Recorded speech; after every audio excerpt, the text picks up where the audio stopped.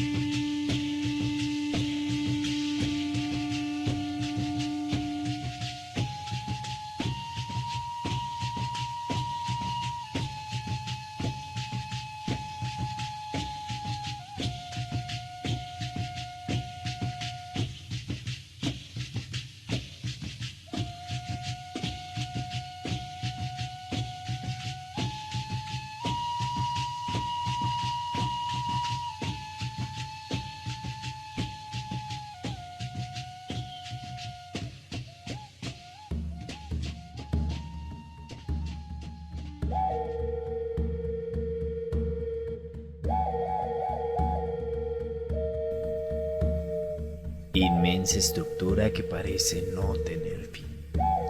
La ciudad más grande que se construyó en toda Latinoamérica.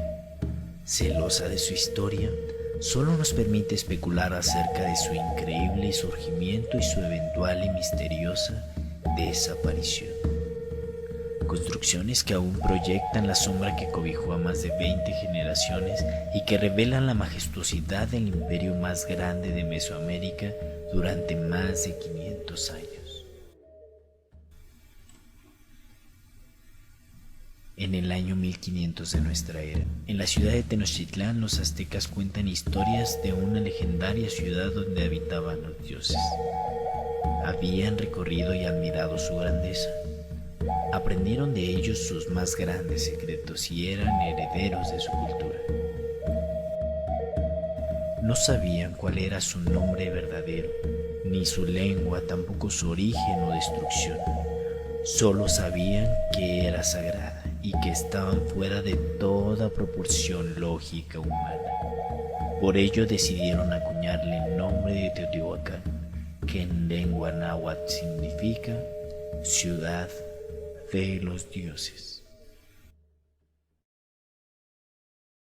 La palabra Teotihuacán es una palabra que de hecho no es precisamente de origen teotihuacano, más bien es una forma dentro de la lengua náhuatl para designar este sitio. Teotihuacán, en la lengua náhuatl, que era la lengua nativa de los mexicas, pasan por este sitio, quiere decir lugar donde los hombres se vuelven dioses o también lugar donde nacieron los dioses. Precisamente por la magnitud y la monumentabilidad que tenía este sitio, se le puso este nombre para darle referencia a que aquí habían nacido los dioses. Por eso se conoce como Teotihuacán. La inmensidad de la ciudad supone la existencia de un paraíso terrenal sembrado en la abundancia y la prosperidad, digno de ser habitado por los dioses. Teotihuacán y sus pirámides apuntalaron la entrada hacia una nueva era de imperios gigantescos que no habían visto en toda Mesoamérica a lo largo de sus cuantiosos años, y que sin duda cambiarían la historia de la humanidad.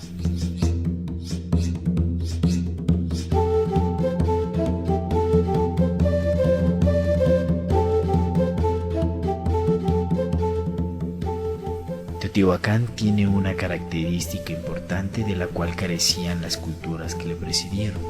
Se trataba del proceso de urbanización que alcanzaron los constructores. Calles y avenidas formando una retícula. Se presume que la población alcanzada fue de más de 220,000 habitantes en el auge del imperio. Con una extensión territorial de más de 20 kilómetros, Teotihuacán fue el imperio más grande de su tiempo y superó en metros cuadrados a imperios como el de Roma.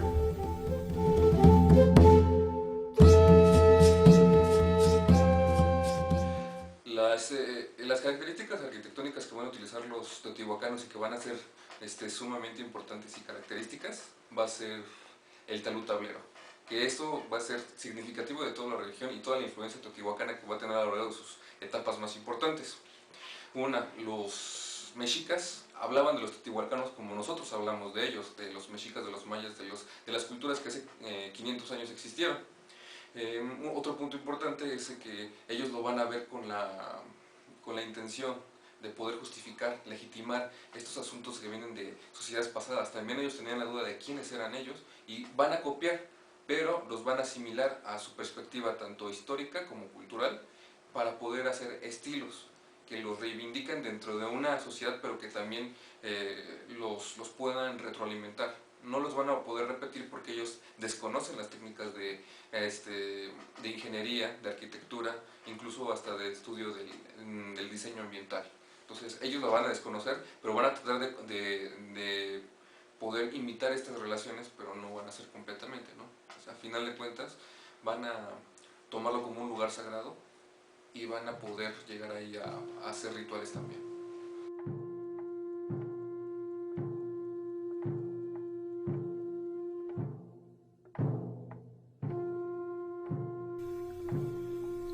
Para el ordenamiento de los pobladores de Teotihuacán se construyeron acres de piedra. A la fecha, los investigadores han contabilizado más de 2,000 y son las casas de los constructores de las pirámides. Mientras el viejo continente y el resto del mundo dormían bajo chozas, los pobladores de la ciudad de los dioses dormían en enormes departamentos de piedra, mismos que no eran usados únicamente para la clase élite, conformada por sacerdotes y gobernantes, sino para todos los habitantes en general, un paraíso terrenal que además procuraba la paz.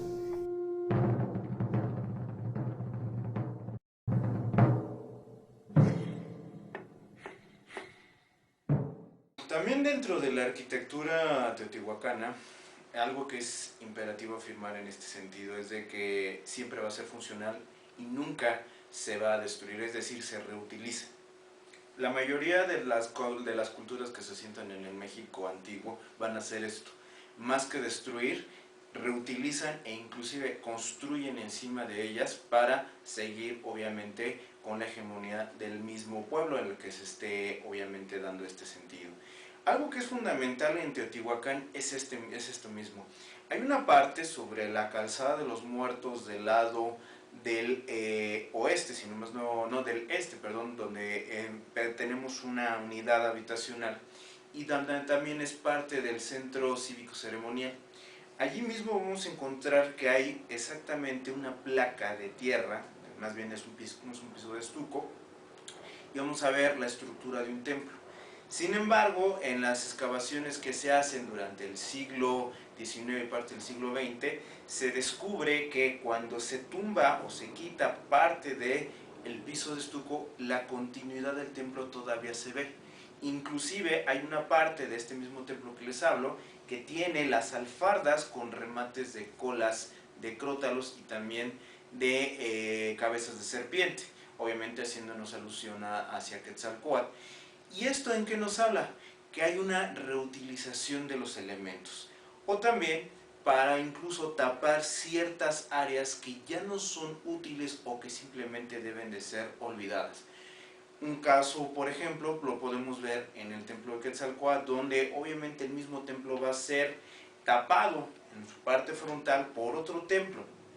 El misterio hasta la fecha, o la duda que se genera en este sentido, es por qué se tapó.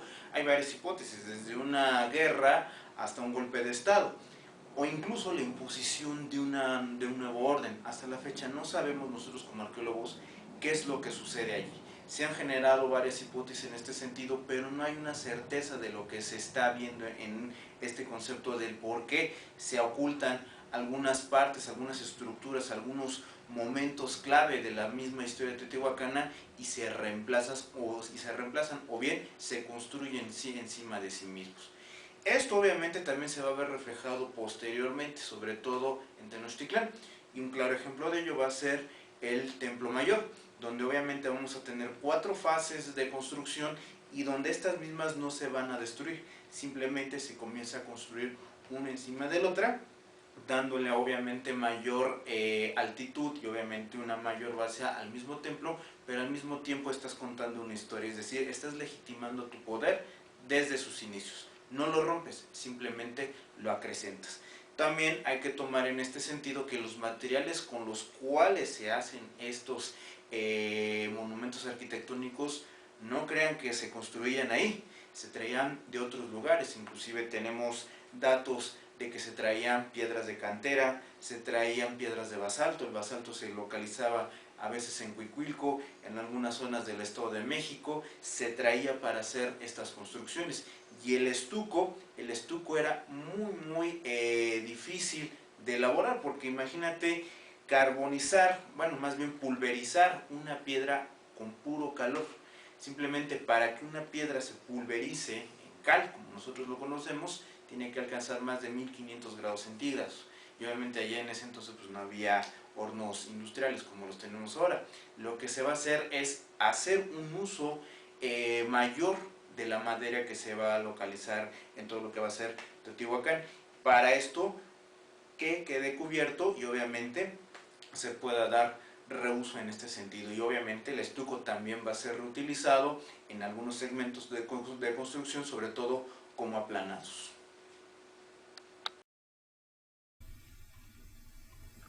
La pirámide del Sol en Teotihuacán pesa alrededor de 3.624.000 kilogramos y para su construcción fueron requeridos grandes esfuerzos.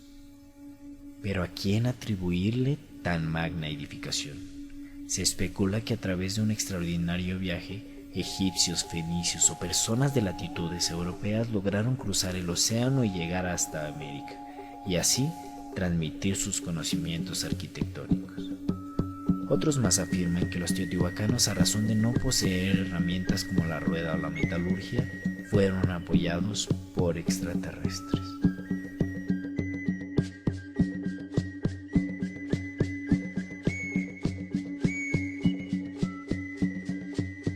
Se cree que para su construcción fueron requeridos más de 30.000 hombres.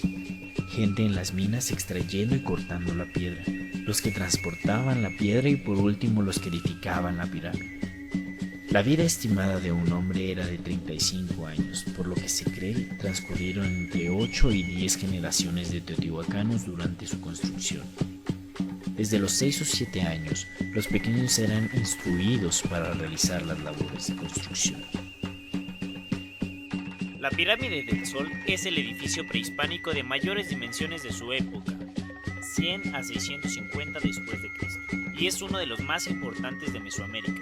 Su nombre se debe a que desde el siglo XVI las crónicas mencionan que este gran monumento fue dedicado a esa divinidad.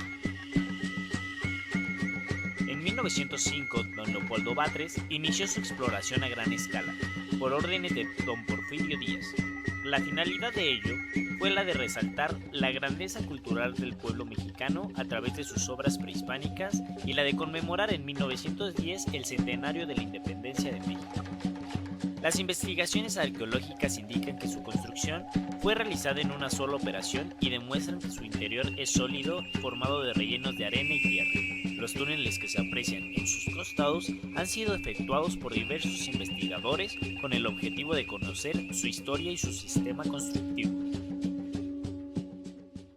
Hay que tomar en cuenta que la arqueología es la obtención de información, pero a final de cuentas cuando se hace la excavación, es una excavación que hace destrucción. La arqueología es una forma de destrucción controlada. ¿Por qué controlada? Porque vamos a tener información y corroboración de estos datos para poder salvar lo más que se pueda de estos contextos. Es importante preservar el contexto. En el siglo antepasado, en el siglo XIX, pues Leopoldo Batres dinamita la pirámide del Sol con el fin de poder encontrar una secuencia cronológica en Teotihuacán, ¿no? Sobre todo el contexto que va a repercutir para poder explicar qué es lo que tiene en ese momento, ¿no? O sea, ellos pensaban que era un templo, una zona ritual, nunca se imaginaron que iba a ser una ciudad cosmopolita, por cierto, ¿no? Una ciudad que se puede comparar a la antigua Roma en periodos distintos, claro, ¿no? Pero que podía crecer a una magnitud impresionante, ¿no? Era prácticamente un monstruo. Su identificación se inicia hacia la fase Tzacuali, del 1 al 100 después de Cristo. En la siguiente fase, Micuatli, del 100 al 250 después de Cristo, se adosa en su fachada principal una plataforma y posteriormente, paralelos a esta, dos templos hacia sus lados norte y sur. Se evidencian tres niveles de construcción superpuestos. El último y más tardío se aprecia hacia la base de la pirámide y en sus costados norte, sur y este, donde se observa que el edificio desplanta sobre una gran plataforma circundada por un canal. La forma general del monumento que se ve en la actualidad corresponde a la penúltima fase constructiva del edificio. Según recientes estudios, hay errores en la reconstrucción que se llevó a cabo a principios de siglo. Existen 5 cuerpos o niveles, cuando originalmente debían ser 4. La cima de la pirámide estuvo coronada por un templo en donde se realizaban las actividades religiosas asociadas con la divinidad a que fue dedicado este edificio.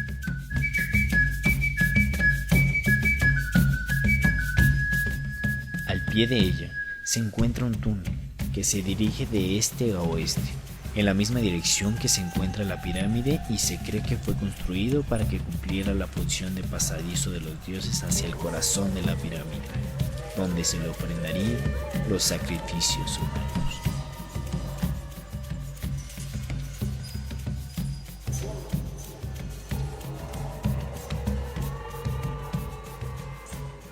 Cuando las recientes excavaciones hechas por Saburo Sugiyama, pues también comenzaron a dar cuenta de ciertos elementos de carácter votivo en cuanto a sacrificios rituales, en cuanto a rituales solares también, pero nos va a llevar en cuenta de que las personas en el siglo XIX comenzaron a darle un auge porque eran dos estructuras monumentales que bien podrían asociarse a símbolos espaciales, ¿no? En este caso sería el Sol, que sale por el oriente, y la Luna, que sale ubicada hacia el norte, ¿no? De estos elementos también de la cosmovisión mesoamericana, que no estaría cuadrada en cuanto a los puntos cardinales que nosotros conocemos, ¿no? Sino también esos puntos que serían como norte a sur que nosotros tenemos, sería a oriente, poniente, que ellos utilizarían para su conocimiento, ¿no? Conciben que el sol nace en oriente, pasa en el cenit, que es donde alumbra prácticamente todo, y en el poniente es donde acaba, ¿no? Para así entrar al inframundo y dar su viaje y poder dar la vuelta simbolizando esta situación. Bien, hay muchas dudas en cuanto a si eran realmente para el sol y para la luna o para los movimientos celestes que estaban hechos, más que nada para los solsticios tanto de invierno como de primavera, ¿no? Estos solsticios, ¿no? Entonces nos vamos a enfocar también a poder entender si las estructuras tenían una función social o si eran como nosotros a veces ocupamos, ¿no? De vez en cuando ocupamos un lugar para poder hacer alguna ceremonia cívica, religiosa, inclusive hasta de fiesta privada, ¿no? El frente de la pirámide en la parte superior se asemeja a una enorme flecha que apunta al horizonte, directamente a una constelación de estrellas llamada las Siete Hermanas. La aparición de las 7 estrellas representa la mejor época del año para cosechar. En los pueblos mesoamericanos, una buena cosecha significaba prosperidad y abundancia. En caso contrario, hambruna y carestía en creciente población. La evolución de la ciudad dependía de la correcta interpretación astronómica. Para ello es que fueron construidas las pirámides. Pero ¿cómo alinearon las pirámides a conveniencia del movimiento de los astros? La observación fue imprescindible y a través de los largos periodos y apoyados por herramientas tan simples como palos e hilos, lograron establecer las medidas y posiciones correctas para llevar a cabo un registro de los movimientos astronómicos. Excavaciones realizadas en 2012 por antropólogos de Lina han dado resultados increíbles, que nos dejan en claro que Teotihuacán, a pesar de ser investigada durante casi un siglo, aún tiene cualquier cantidad de secretos resguardados para sí. A casi 70 metros de altura, en la parte superior de la pirámide del Sol, dentro de una fosa de saqueo se han encontrado dos objetos, una estela de piedra verde y una estatua de dios Huehueteotl. Esta última ha sido la más grande encontrada en el centro de Teotihuacán y tiene un peso de 190 kilogramos y una altura de 78 centímetros.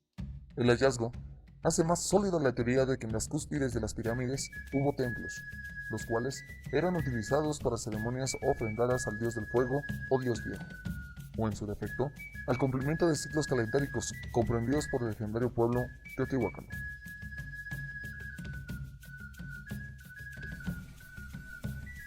En la pirámide de la Luna se ha hecho un descubrimiento escalofriante. Los investigadores han encontrado en el corazón de esta huesos. Se trata de cráneos, personas que murieron decapitadas y maniatadas. La mayoría de los cráneos se encuentran destrozados. El hallazgo abre la puerta a la especulación de qué tan verídica es la teoría de un pueblo pacifista. Las investigaciones de las estructuras óseas afirman que se trataron de muertes violentas, probablemente derivadas de sacrificios ofrendados a los dioses.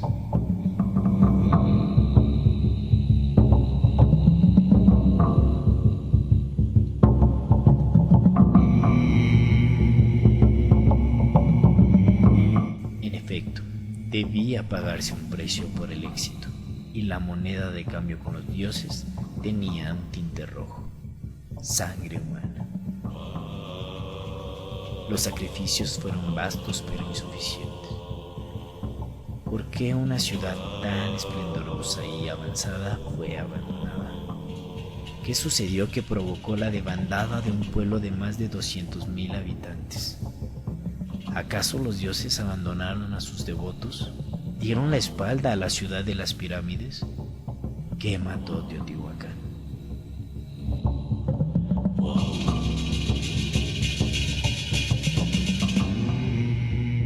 Durante más de 500 años, Teotihuacán escaló hacia la supremacía cultural, a la cima del poder y la grandeza hasta el siglo VI de nuestra era, cuando todo se vino abajo, cuando el centro ceremonial de Teotihuacán fue abandonado.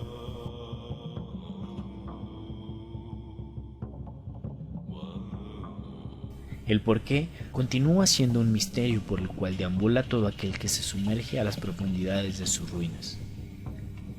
Una ciudad silenciosa que no revela ningún secreto de su extinción a simple vista, pero que en las cosas que podrían ser más insignificantes se puede encontrar la respuesta. Las placas dentales de los últimos esqueletos encontrados en el perímetro de la civilización han comenzado a hablar en nombre de toda la majestuosa ciudad.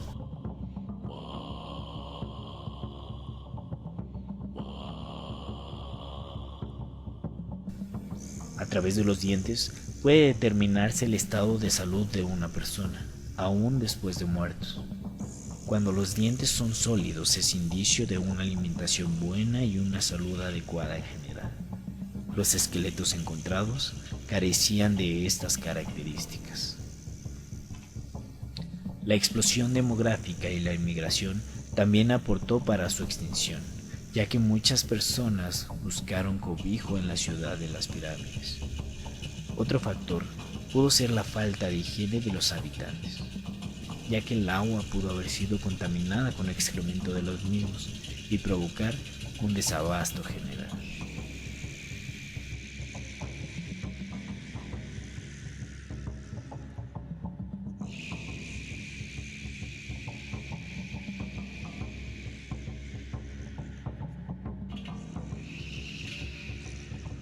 La división de las clases se acentuó y con ello vinieron reformas que comenzaron a limitar o a prohibir accesos a bienes y servicios de los sectores sociales más bajos.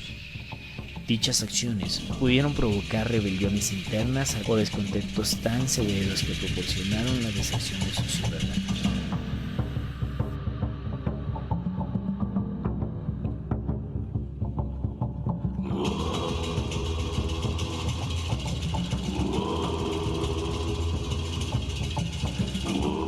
Pero la teoría más aceptada acerca del abandono de Teotihuacán apunta hacia la baja producción de alimentos a causa de una sequía que azotó sobremanera en la parte norte del continente americano a finales del siglo VIII y se prolongó por más de 70 años.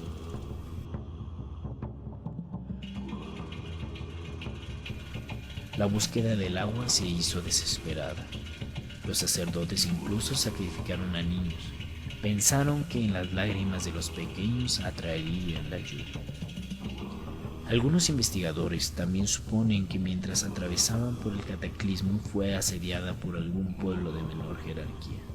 Sin embargo, la teoría pierde fuerza ya que prácticamente todas las edificaciones descubiertas se encontraron intactas y solo unas cuantas parecen haber sufrido un cambio significativo. Algunas paredes aún se encuentran ahumadas debido a un fuerte incendio que azotó el área imperial. El fuego fue ocasionado probablemente por una rebelión o bien por algún ritual radical en pro de la ansiada lluvia.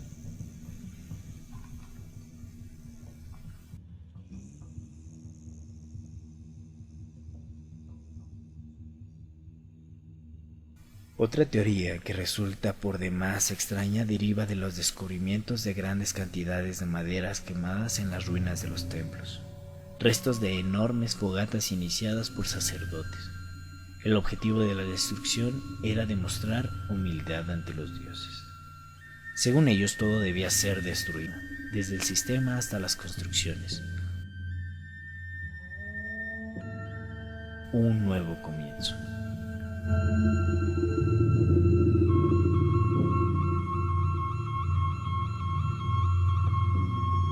Los sacerdotes cortaron los lazos entre su ciudad, el cosmos y sus dioses. Los templos ardieron sobre las pirámides y el humo enviaba un mensaje a toda Mesoamérica. La ciudad de Teotihuacán había muerto.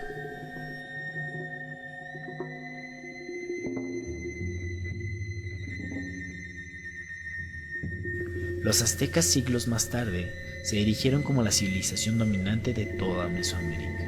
El ascenso de los mexicas duró menos de 100 años desde su fundación. ¿Cómo un pueblo tan joven pudo haberse consagrado en tan poco tiempo?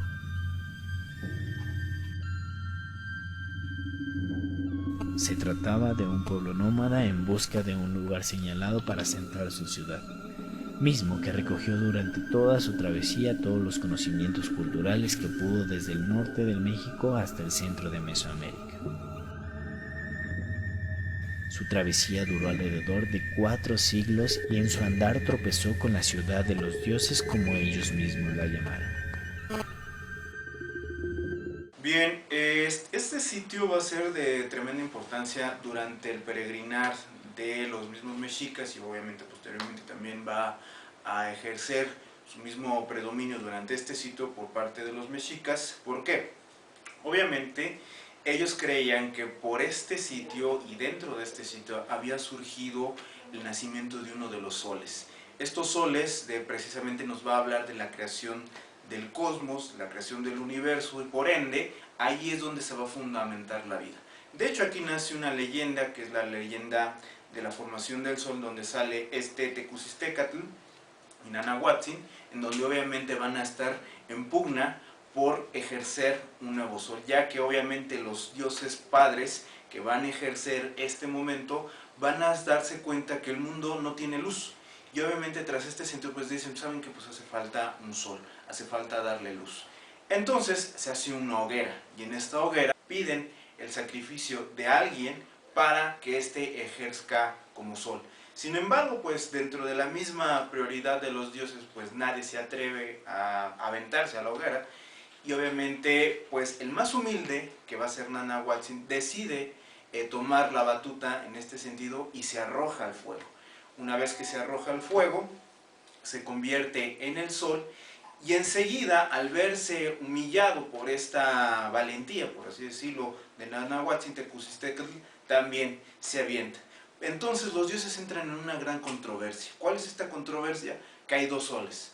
Ahora todo es luz, entonces no puede haber una dualidad, no va a haber ni bien ni mal, ni luz ni noche. Para esto hay que oscurecer un sol. ¿Y cómo lo oscurece? Precisamente lanzando el conejo. Se lanza este conejo hacia uno de los soles y este se apaga, y es por eso que se forja la luna. De esta forma ya tenemos la luz y tenemos la noche, día y noche. De esta forma también Teotihuacán va a ser fundamental, porque aquí es donde nace gran parte del cosmos, donde nace esta creación del universo, nuevamente de la Tierra, y a partir de ahí los mexicas van a volver a retomar esta ciudad como punto primordial para su propia hegemonía, y obviamente va a ser plasmado en su ciudad élite, que va a ser su capital, Tenochtitlán. De ahí adquirieron gran parte de sus conocimientos astronómicos y culturales. Sin embargo, no fueron gratos ni dieron crédito alguno a la civilización que en gran medida propició su auge y pronta ascensión al poder imperial.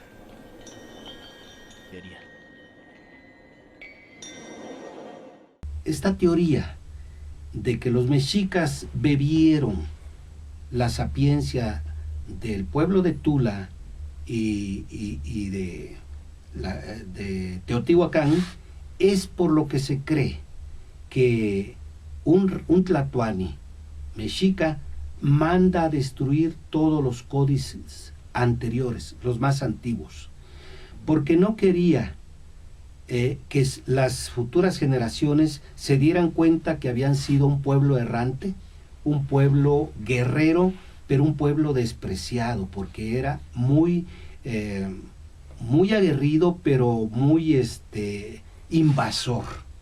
Esa sería la palabra, ¿no? Porque como llegan al último, ya no encuentran territorio donde establecerse, entonces tienen que guerrear para invadir y para buscar su sustento. Pero para que las generaciones jóvenes no se percaten de qué tan pobres fueron, y además ignorantes, y de que le habían copiado a los toltecas o teotihuacanos esa cultura, es que mandan a destruir todos los códices, según esto, por consejos de Tlacaetl. Él es el que dice, no conviene que nuestros jóvenes sepan que nosotros fuimos pobres o rechazados de muchos pueblos anteriormente. Teotihuacán terminó de esta manera sus días. Dejó poca evidencia de su debacle. pero una estela interminable de su influencia sobre los sucesores mesoamericanos. Una cultura que guardó sus secretos más preciados de luz y oscuridad debajo de los escombros de su precipitada desaparición.